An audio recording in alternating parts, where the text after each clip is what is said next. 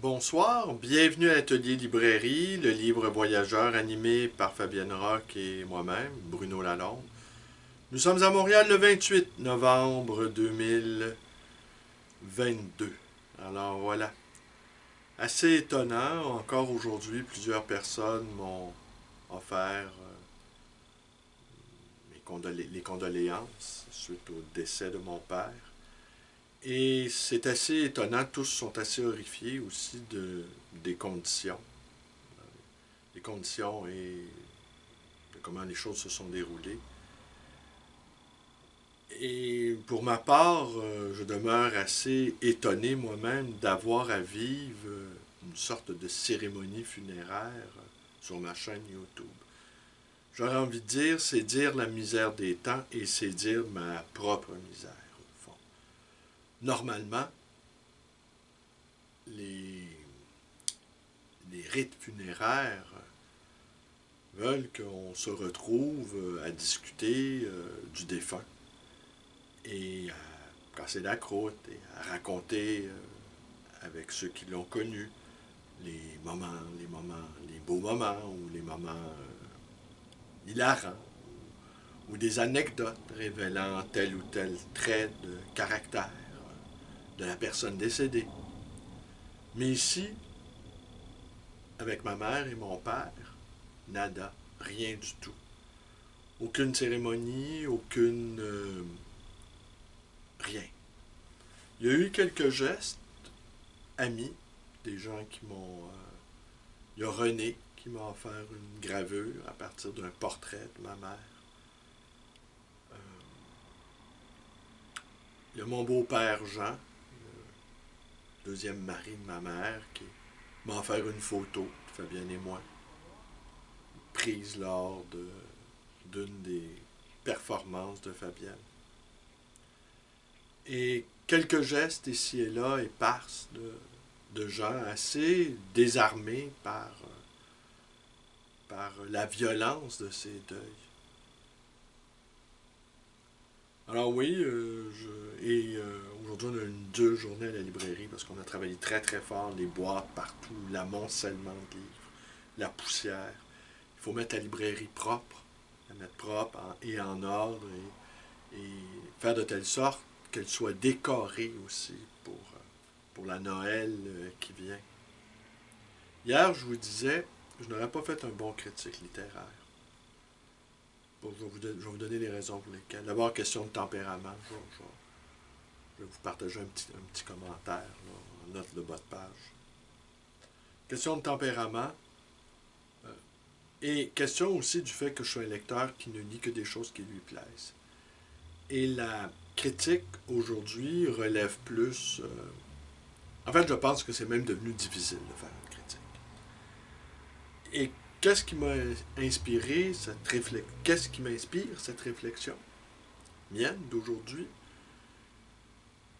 Et en y repensant, j'ai commis une vidéo négative sur un livre écrit par une autrice très populaire, fort en vue au Québec. Et ça m'a valu, en fait, des félicitations de ses collègues universitaires qui sont venus à la librairie me féliciter de ça. J'ai eu une invitation à participer à un colloque, alors toujours à l'université. Ma seule et unique participation d'ailleurs, qui est restée mémorable, étant donné que l'auteur traité était là devant moi. Alors c'était assez amusant. Et comme je le faisais remarquer lors de cette communication, les autres conférenciers, les autres avaient à traiter de sujets où les auteurs n'étaient plus de ce monde. Tandis que moi, ils m'observaient. Et d'ailleurs, quand il est apparu dans la salle, ils ont modifié l'ordre d'apparition des communications pour dire l'état d'étonnement et même de légère panique parce que l'auteur en question est plutôt un auteur qui a mauvaise réputation, tant par ses textes que par ses mauvaises manières. Alors il craignait une esclandre. Bon, c'est quand même bien amusé. Alors donc, une vidéo négative qui m'a valu pas mal de réactions. Et là, parce que oui, les gens aiment bien ça, une bonne bagarre. Hein. Les gens aiment ça au fond. Ben, pas tout le monde, mais les affrontements intellectuels. Au Québec, on n'aime pas ça, pas parce qu'on ne sait pas débattre, parce qu'on aime avoir raison. C'est ça la différence. Tandis qu'en France ou dans certains pays d'Europe, les Français en particulier sont bons dans les joutes d'arguments. Et ils ferraillent avec beaucoup d'élégance et beaucoup de savoir-faire, ce qui rend d'un certain côté aussi la société française un peu irrespirable. Parce qu'il y a toujours cette tension-là électrique qui règne et il y a toujours quelqu'un de mauvaise humeur. Au Québec, on est plus apathique, on est plus placide, disons. Mais on aime quand même avoir raison. Et comme on est des moins bons gladiateurs sur le plan rhétorique, la plupart du temps, eh bien, on se fâche assez vite et on se retire assez vite dans nos appartements. Alors, j'ai repensé à cette vidéo-là, commise sur ma première chaîne, il y a à peu près 10 ans, et qui m'a valu un certain nombre de réactions, en soi plutôt déplaisantes, je dirais, sauf la communication. Et après, j'ai repensé que ça n'avait pas été le seul cas. Je m'en suis pris aussi dans une vidéo qui a été vue, beaucoup vue, selon mes critères habituels, disons, plus de 2000 fois. Faut dire que j'avais descendu en flamme, et je pense que j'avais raison, évidemment, le Sérotonine de Michel Houellebecq. Et j'avais descendu en flamme aussi les 12 règles de Jordan Peterson. Mais bon, qui a été vu pas mal aussi. Mais elles ont été vues pas mal, ces deux vidéos-là, pas tant à cause de moi, à cause de Houellebecq et de Jordan Peterson. Et les deux, qu'un zigoto libraire dans sa librairie vilipende leurs textes, je pense qu'ils en ont cure. Tandis que l'autrice que j'ai, en fait, dont j'ai dit du mal de son livre, eh bien, elle a passé à quelques reprises devant ma vitrine de ma librairie. Pour quelqu'un qui ne souhaite pas faire du mal aux gens comme ça, et je ne m'étais même pas imaginé qu'elle pourrait être touchée par cela, et en fait, elle l'a été. Et bien des années plus tard, je peux dire que si c'était à refaire, sans doute je ne le referais pas. Parce que un critique qui n'est pas craint, et c'est pour ça que la plupart du temps, les gens disent, en tout cas au Québec, que la critique n'existe plus, c'est que le milieu est trop petit.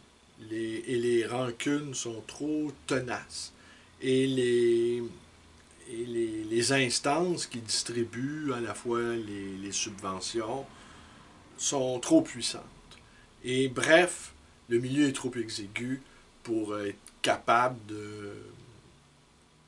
d'avoir une distance par rapport à un texte.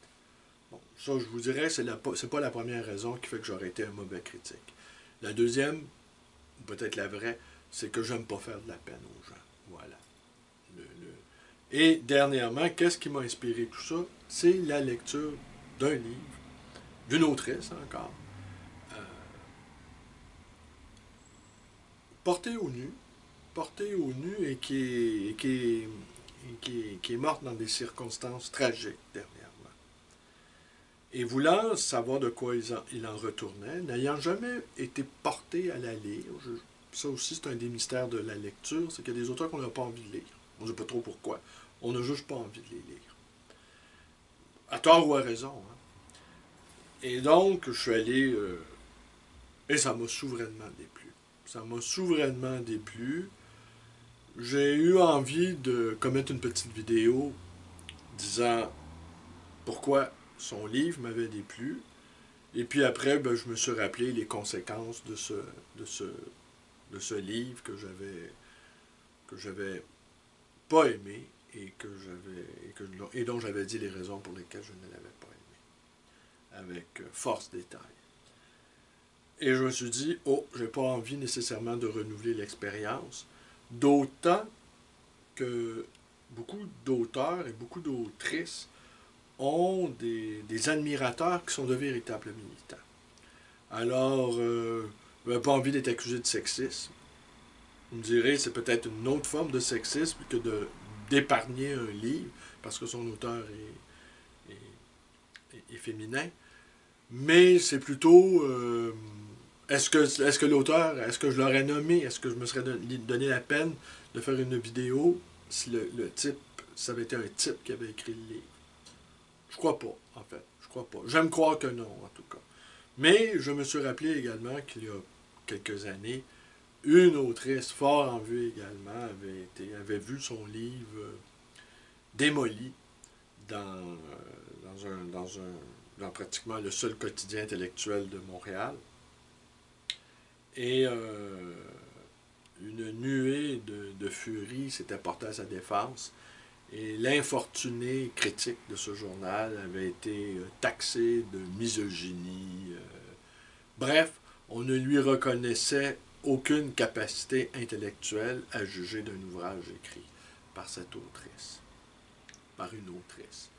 Alors, fort de l'expérience, mais probablement ce chroniqueur, ce journaliste, ce critique, a sans doute la couenne plus dure que votre libraire. Mais ça, c'est une autre histoire, parce que les libraires, en général, on dit que les libraires lisent assez peu. Et lorsqu'ils le font, c'est comme s'ils commettaient un crime de lèse-majesté.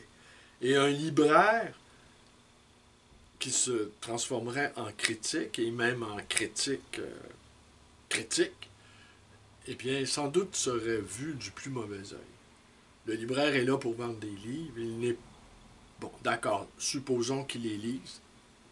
Mais il va nécessairement encenser les livres qu'il propose dans son échoppe. Il n'ira pas proposer, n'ira pas mettre des petites notes collées sur la page couverture, livre exécrable, l'auteur écrit comme un pied, indigeste, imbuvable, n'achetez pas ce livre. On aimerait voir un tel libraire. On aimerait voir à l'œuvre un tel libraire. Mais sans doute que des raisons commerciales fort légitimes finiraient par le retenir dans cette volonté d'exprimer ce qu'il pense et ce qu'il ressent. Les impératifs de l'hypothèque, du compte d'électricité, du compte de taxes, le pas de passage, sans doute, l'oblige aux louanges perpétuelles. Et quant à la liberté de blâmer, cette liberté-là lui est retirée pour des impératifs économiques. Alors donc, vous ne saurez pas, en fait voilà, je vous laisse en plan, vous ne saurez pas,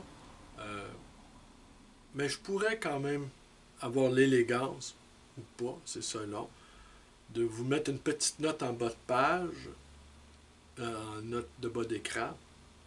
Ouais, 2 notes en bas d'écran ce soir. Certains l'ont deviné, parce que j'ai partagé ça sur ma page Facebook, ceux dont ont deviné de qui il était question. D'autres m'ont sommé ou m'ont exhorté, en fait, m'ont intimé de révéler le nom de l'autrice. Mais je ne répondrai pas. Alors, si jamais vous réussissez à deviner qui est l'autrice en question de ce livre que je n'ai pas aimé et que je ne terminerai pas, parce que c'est ça aussi, je dirais ça, c'est la troisième raison. C'est que les livres que je n'aime pas, en fait, que je commence à lire, que je me force à lire, et puis que, eh bien, ils finissent par me mettre de mauvaise humeur. Et comme on le sait, l'esprit, on l'a toujours aux dépens d'autrui. Avoir de l'esprit pour soi seul, il n'y a que Paul Valéry peut-être qui est capable de ça, de s'auto-nourrir lui-même avec ses propres pensées, de jouir avec délectation de ses propres pensées. La plupart du temps, on a de l'esprit, donc, aux dépens d'autrui.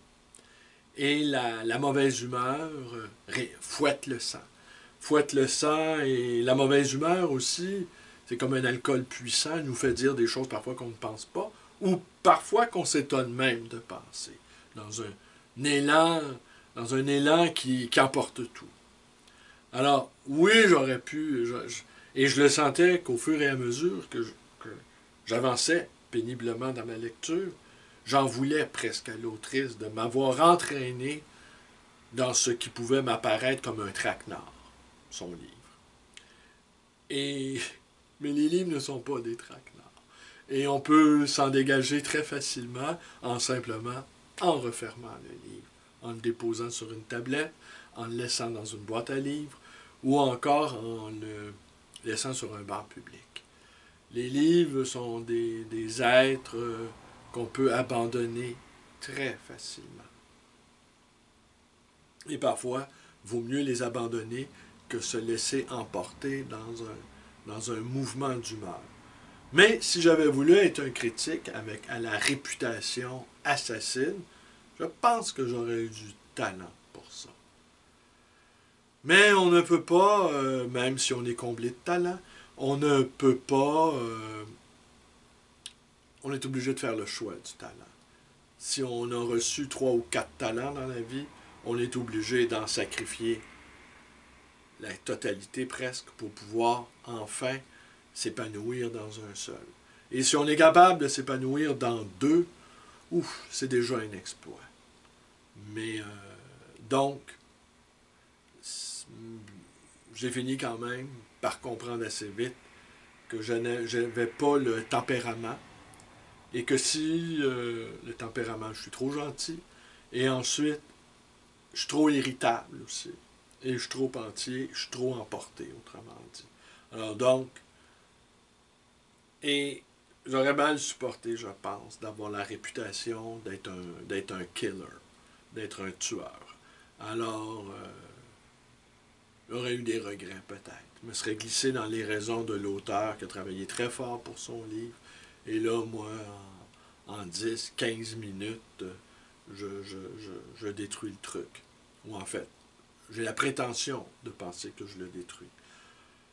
Houellebecq ou Jordan Peterson, on peut dire tout ce qu'on veut sur eux. De toute façon, leur lectorat est si abondant, leur coffre de banque est si rempli de beaux billets, que de toute façon, je ne crois pas que ça les affecte de quelque manière que ce soit. Voilà. Et demain, je peux vous annoncer le programme de demain. Demain, je vais vous parler encore de Robert Marteau. Marteau qui... je pense que j'en ai besoin de Robert Marteau. Je pense que j'ai besoin de la poésie de Robert Marteau. C'est aussi ça une des fonctions premières de la poésie. C'est sans doute d'être une lecture de consolation. Et dans un des recueils de Robert Marteau, il y avait une lettre de Robert Marteau, adressée justement à un critique, dont je tairai le nom, il va sans dire. Mais ça aussi, c'est étonnant, parce que Robert Marteau a eu une bonne critique, et il a cru bon de répondre à cette critique-là. Les poètes sont des êtres... on a vraiment, vraiment besoin des poètes. On a vraiment besoin de la poésie, je pense. Et Robert Marteau est un poète que j'estime depuis très, très, très longtemps. Alors j'ai été ému de trouver inséré à l'intérieur de ce livre une lettre écrite à la main et sur du papier pelure. Peut-être c'est comme ça, papier oignon, papier pelure d'oignon, en fait, je ne sais trop. Alors, je vous lirai un ou deux poèmes de ce recueil et je vous lirai la fameuse lettre en question. Il n'y a pas d'indiscrétion, là. C'est simplement l'appréciation d'un poète qui a été ravi de voir, enfin, son travail reconnu. Robert Marteau, qui a bien, bien, bien connu le Québec, qui a passé 10 ans de sa vie au Québec, qui a même marié une Québécoise. Alors, il connaît le Québec sous toutes ses coutures. À demain.